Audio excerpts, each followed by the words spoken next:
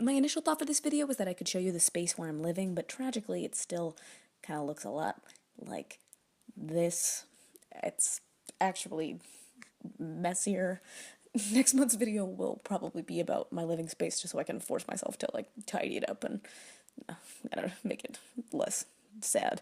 This bug was on my windshield when I arrived, and I still have not moved it. But the view outside is so nice, right? And the bug is kind of like a nice detail. Anyway, since the sun will be gone soon and I'm surrounded by so much beauty outside, I decided it makes more sense to point my camera elsewhere anyway.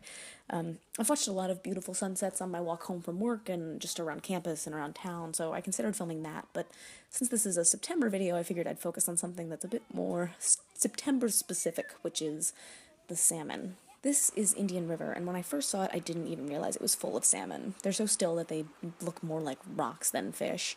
There are 5 species of Pacific salmon in Alaska, and these are mostly chum salmon, or dog salmon. People don't really eat them, they're mostly used in dog food, hence dog salmon. I knew salmon swam upstream because we learned about Atlantic salmon in middle school, but the narrative was mostly about how incredible salmon were and how impressive it was that they could find their way back to fresh water to spawn. Sidebar, salmon are not the only fish that do this. Anadromous fish, I'm not sure how to pronounce that, are the kind of fish that spawn in fresh water and live their adult lives in seawater. It's salmon, but also sea bass, and a kind of fish called the alewife, which pluralizes to alewives, a thing that I think is very funny.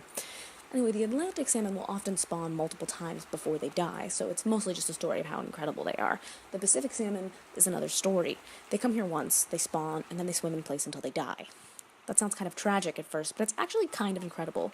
These dying fish are the heart of the forest ecosystem here. The salmon are super chill with being devoured by seabirds, and as salmon decompose, they provide nutrients to the trees along the riverbank. Forests along salmon streams generally grow way faster and support way more life than their non-salmon streamed peers. That's not the inspiring 5th grade story of the triumphant salmon conquering the forces of nature, but maybe it's a better story.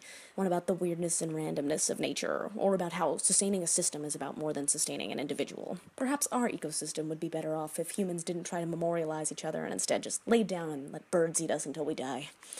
Of course, we are arguably more intelligent than salmon, although it is crazy that they can find their way back to their origin streams after sometimes years out to sea. I have not swum upstream to die. I am here to make things, and see things, and learn a lot about fish.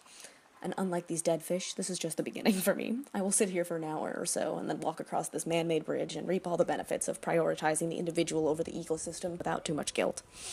But watching these fish is fascinating, and I've been thinking about them a lot this month, so I figured I'd share. Plus, I've learned all this stuff about salmon, so I figured instead of just showing you what I've been seeing, you could experience what I've been experiencing and learn about salmon as well. I hope it was fun and not too weird, and if it was, let me know, and I'll try to do a better job next time. Anyway, bye. Happy October.